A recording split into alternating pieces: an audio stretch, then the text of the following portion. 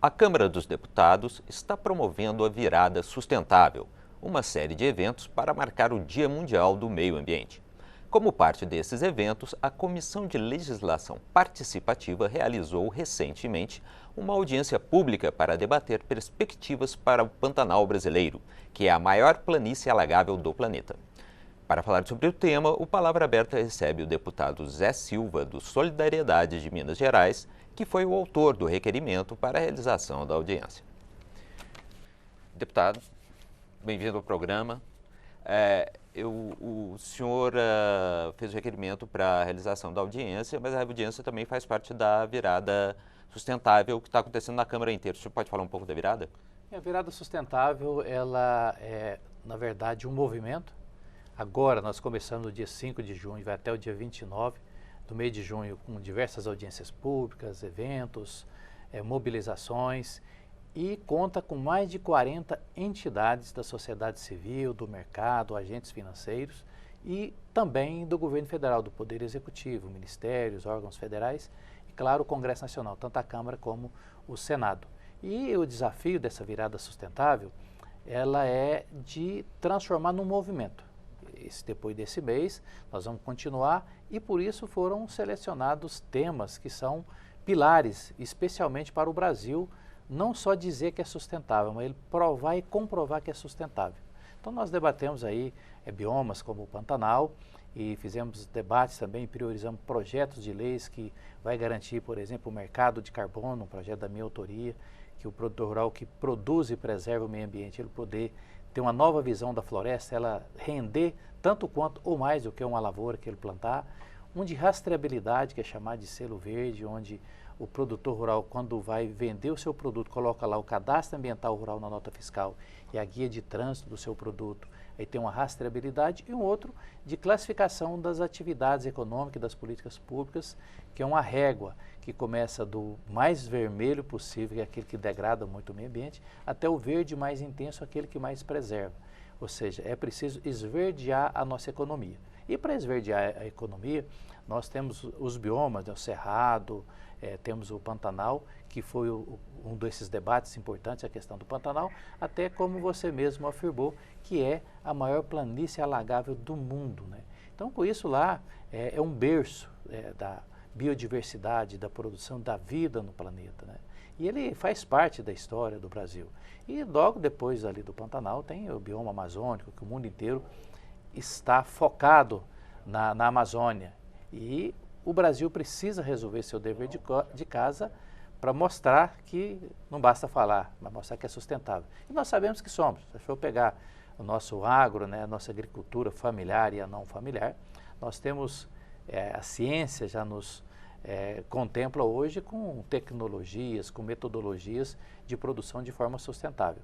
E esses biomas, que são biomas mais frágeis, como o Pantanal, que é fruto de uma mobilização nacional dessas 40 entidades que eu já citei aqui, que faz parte desse movimento lançado com a virada sustentável, evidentemente que o Pantanal é uma das maiores preocupações nossas, porque ali é um lugar como se fosse uma esponja, né, que absorve a água e de acordo com o tempo ela vai, sabe, como fosse as veias e as nossas artérias do corpo humano, como fosse o nosso sangue. Então, o que é produzido de água ali, ele arrefece todos os aquíferos de toda essa região do Cerrado brasileiro. Deputado, o mundo inteiro agora está muito focado na questão do meio ambiente, estão olhando todos, mirando aqui o Brasil, que enfim, tem um papel relevante nessa questão. 2 anos atrás, em 2020, a gente teve uma tragédia grande no Pantanal, que foram aquelas queimadas, e desde então tem sido debatido questões como evitar, né, como fazer com que isso não volte a acontecer. A gente tem tomado providência sobre isso? Sim, o Brasil, como eu disse, ele tem que cumprir o dever de casa. Para cumprir o dever de casa, é preciso um conjunto de medidas, né? Esse conjunto de medidas, ele vai principalmente num desses projetos que também foi debatido na virada sustentável, que é de remunerar quem preserva o meio ambiente. E quando fala de sustentabilidade também, você menciona com muita propriedade essa questão do que aconteceu no Pantanal, não basta pensar só nas questões ambientais, tem que pensar nas questões sociais também. Porque se eu for fazer uma análise muito pragmática, aqueles produtores e aqueles setores da economia que utilizam a natureza em larga escala, alta produtividade, alta rentabilidade, eles se capitalizam.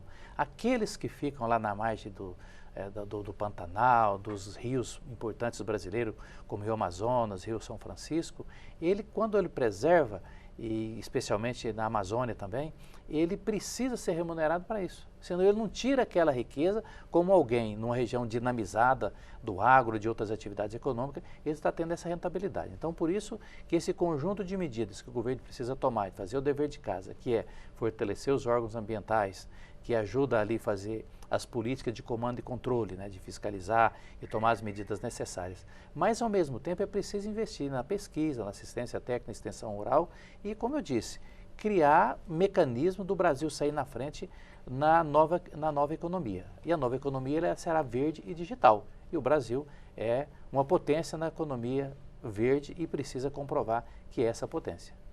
Deputado, o nosso programa é curto, a gente já está entrando nos minutos finais.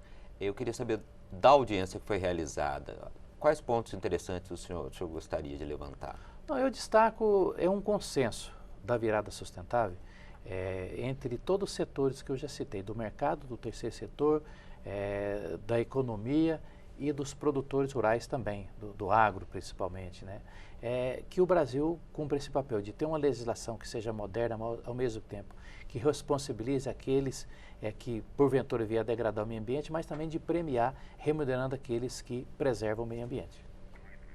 Ok, para que o produtor, em vez de ter um custo a mais, ele na verdade tenha um incentivo à preservação, né? Sim, exatamente. O produtor, como eu disse, ele já por obrigação, o Brasil é o único país do mundo que na região vai de 20% a 80% que ele tem que deixar de todo o seu patrimônio ali, do seu imóvel, para a preservação. Só que ele não é remunerado por isso. Então, um consenso é esse. A economia do futuro, e o futuro é agora, será a economia verde e o Brasil precisa criar mecanismo de lei, de políticas públicas, de incentivo para esverdear essa economia, inclusive na reforma tributária.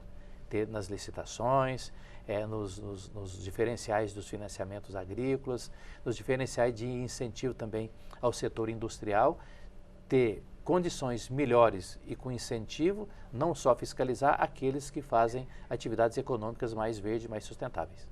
O que o senhor gostaria de fazer algumas considerações finais?